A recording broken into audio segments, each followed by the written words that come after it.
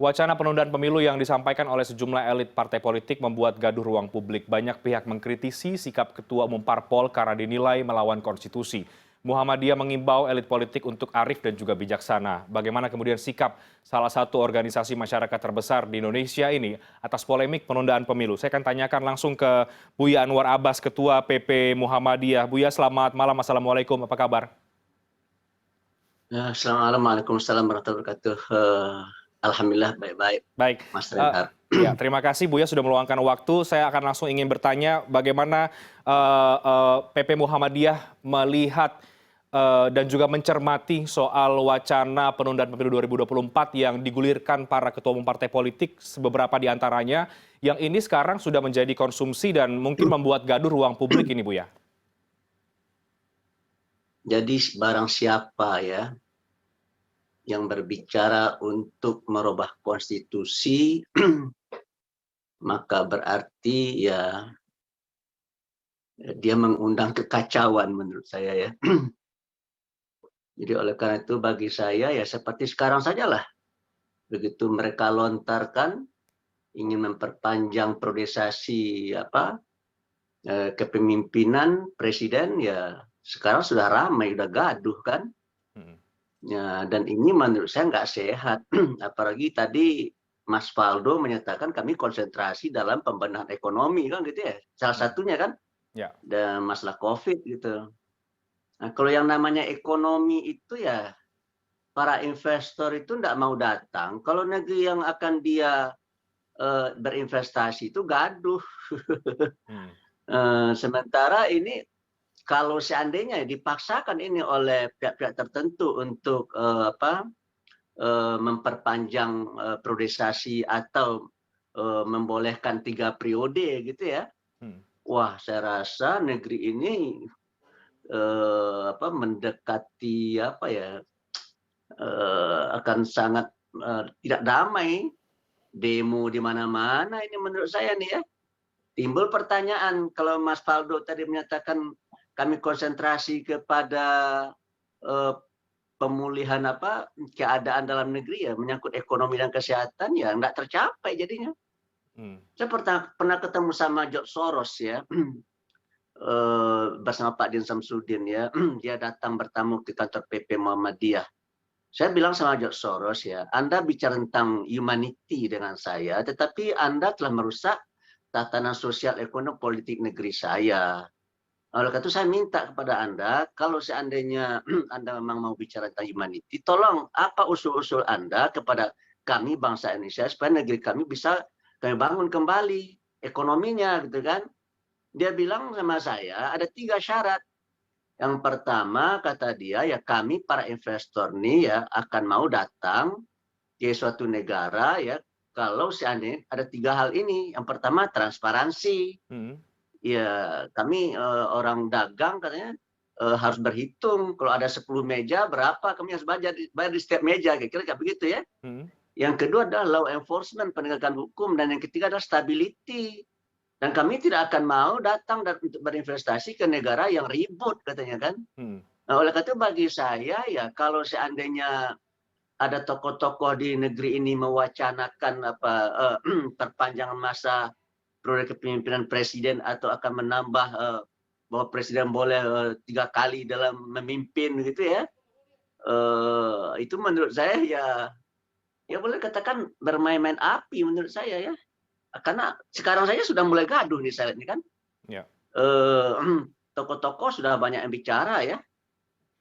Dari Pak Yusuf Kala mantan Wapres juga bicara, Ibu Megawati saya lihat juga turun tangan juga kan.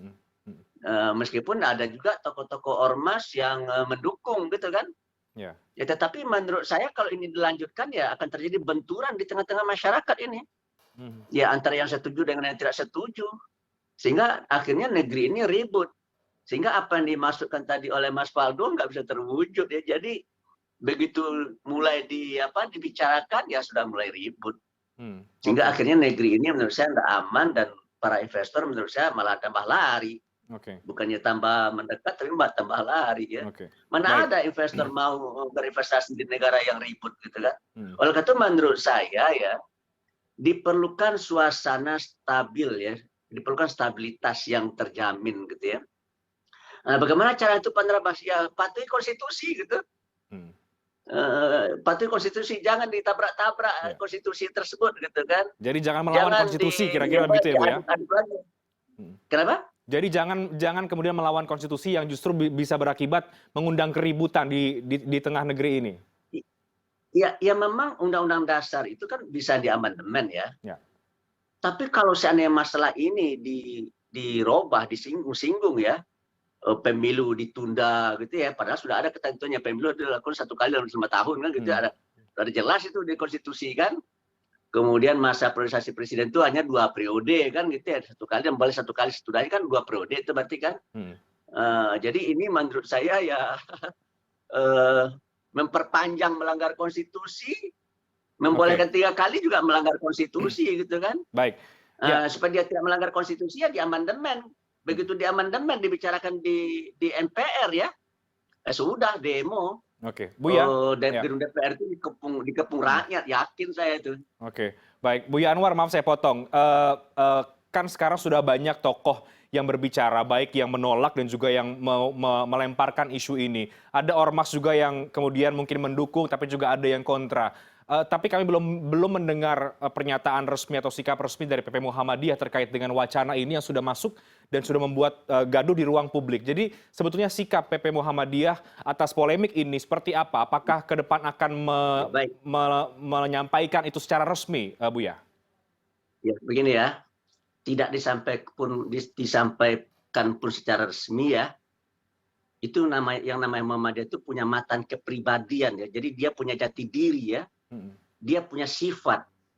Ada 10 sifat Muhammadiyah itu. Salah satu ini saya bacakan ini ya. Sifatnya yang kelima. Ya. Mengindahkan segala hukum, undang-undang, peraturan, serta dasar dan falsafah negara yang sah. Nah, jadi kalau seandainya dalam Undang-Undang Dasar 45 dinyatakan pemilu dilakukan sekali 5 tahun, Muhammadiyah harus menghormati dan menyuntingginya.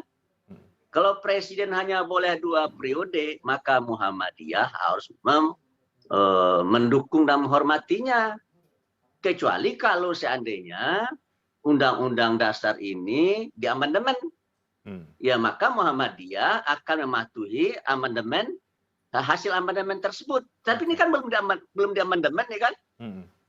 Tuh, oleh karena itu selama ini belum diamandemen, pegang Muhammadiyah adalah Undang-Undang Dasar tahun 1945 di mana tentang presiden 2 periode itu di amandemen pertama kan, tentang pemilu 1 kali 5 tahun kalau nggak salah itu di amandemen ketiga itu dinyatakan dalam undang-undang yang baru itu. Oke. Jadi oleh karena itu ya bagi Muhammadiyah sikapnya udah jelas. Ya Muhammadiyah akan tunduk dan patuh kepada hukum dasar yang berlaku di negeri ini. Apa hukum dasar yang berlaku di negeri ini? Yaitu Undang-Undang Dasar tahun 1945 yang termasuk dengan yang diamandemen tersebut gitu kan. Oke, jadi Muhammadiyah jelas patuh terhadap konstitusi yang berlaku saat ini, yaitu masih mengatur jabatan presiden 2 periode. Itu sudah jelas dan itu yang seharusnya kemudian diikuti oleh banyak pihak, kira-kira begitu Bu ya. Dampak dari gaduhnya bukan kira-kira begitu, tapi memang begitu.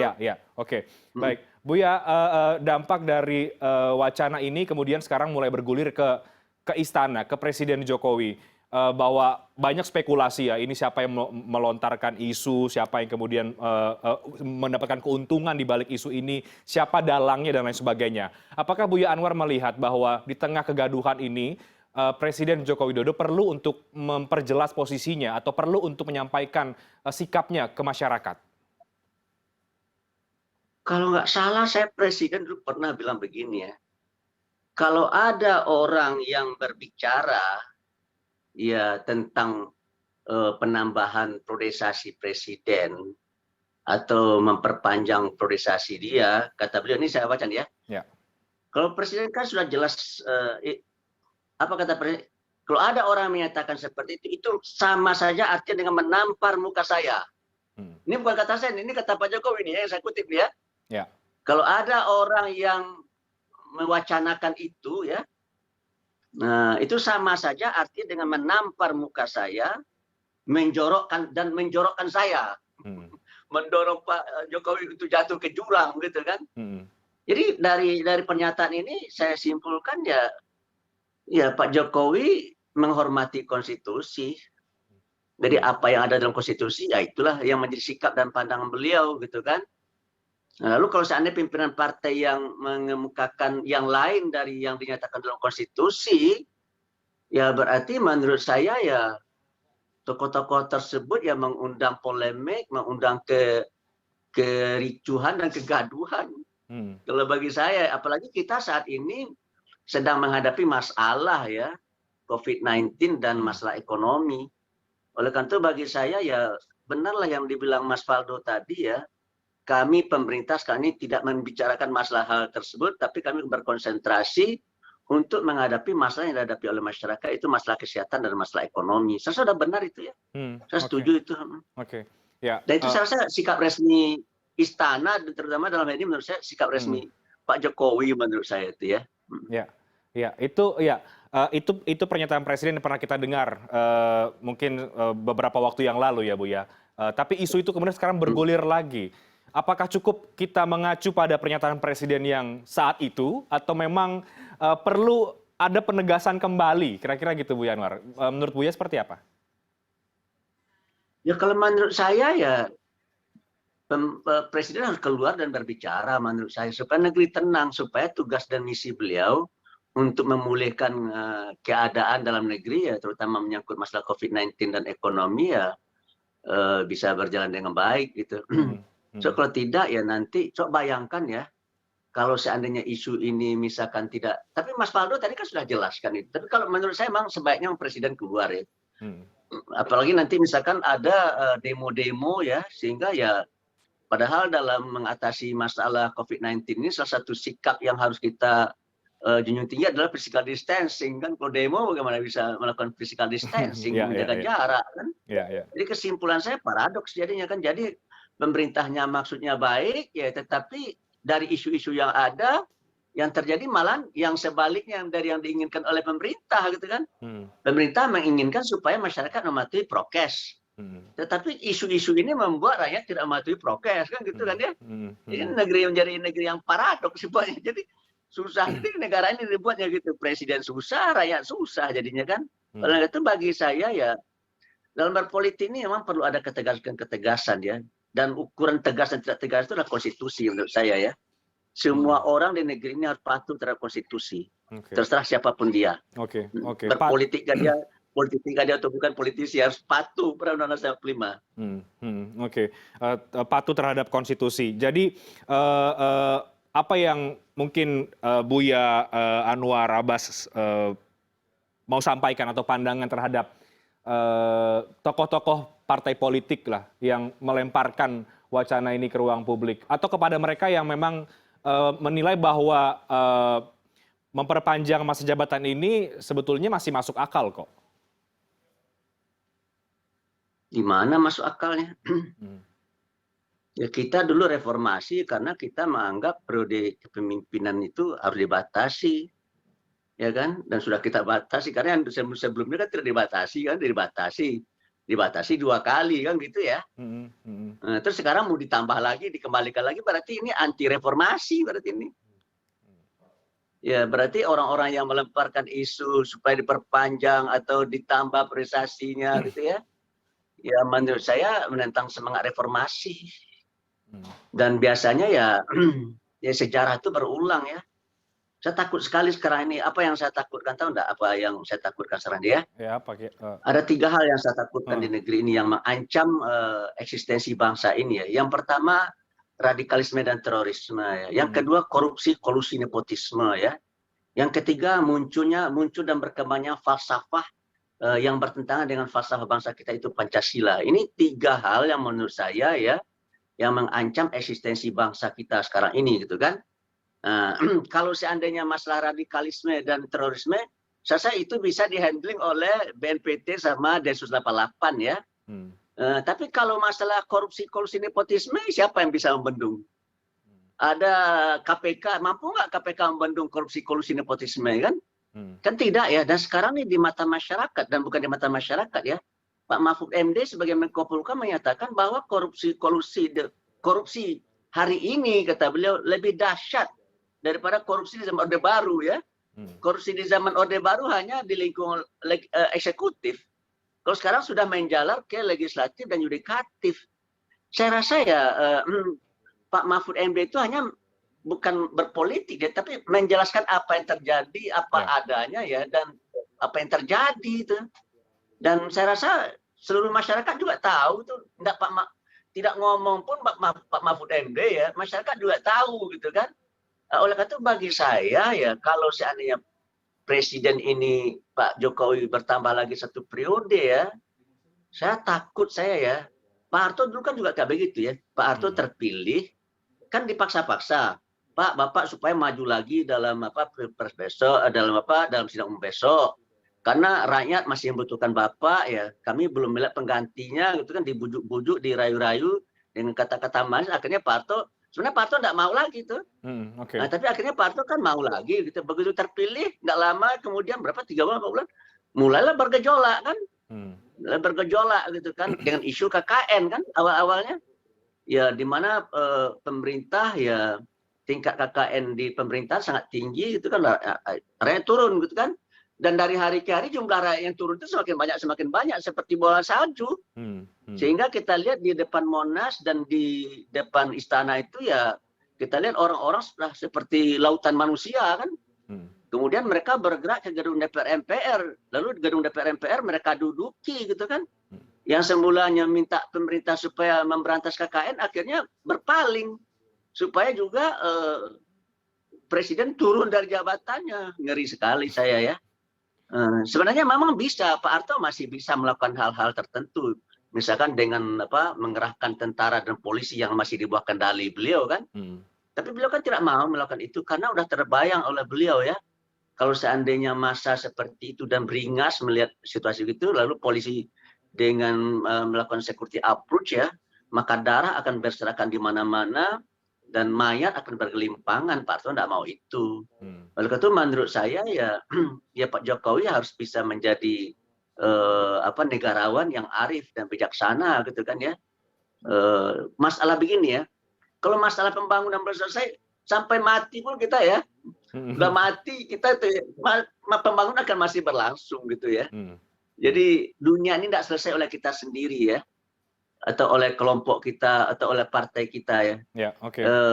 Mati pun kita ya, akan ada pelanjutnya. Jadi ibarat peribahasa ya, mati 1 tumbuh 1000 ya. Jadi tidak usah ada yang dicemaskan. Kalau seandainya mereka cemas kalau Pak Jokowi turun ya, menurut saya itu kecemasan yang keterlaluan menurut saya dan nggak berdasar. Baik, Buya, terakhir sekali lagi penegasan dari Anda, sekali lagi di tengah gaduhnya ruang publik soal pelemparan wacana 3 periode atau memperpanjang masa jabatan ini yang di luar konstitusi, apa yang ingin Buya Anwar Abbas katakan kepada semua pihak, masyarakat, elit parpol dan lain sebagainya, bahkan pemerintah mungkin, terakhir, singkat Buya.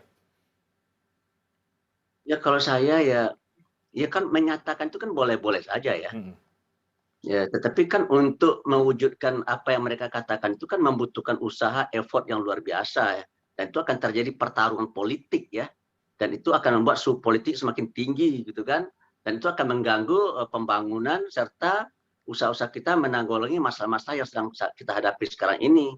Oleh karena itu menurut saya ya sebaiknya Pak Presiden memang turun, meskipun Mas Faldo tadi sudah bicara dan saya rasa apa yang beliau sampaikan tadi sudah bagus ya. Tapi menurut saya ya supaya isu ini tidak berketerusan ya sebaiknya Presiden keluar dan menyampaikan menyampaikan sikap dan pandangannya supaya kehidupan politik di negeri ini ya dan kehidupan sosial kemasyarakatan akan bisa tenang sehingga kita bisa membangun dan mengatasi masalah-masalah yang sedang kita hadapi ini secara serius dan bersungguh-sungguh, sehingga negeri kita akan bisa menjadi negeri yang baik sesuai dengan yang kita harapkan. Terima kasih. Baik. Jadi Presiden Jokowi perlu keluar dan menyampaikan sikap dan juga pandangannya, sekali lagi perlu menegaskan. Terima kasih banyak Buya Anwar Abbas untuk pandangan dari Anda soal gaduh penundaan pemilu 2024. Terima kasih, selamat malam, sehat selalu Buya. Assalamualaikum. Waalaikumsalam.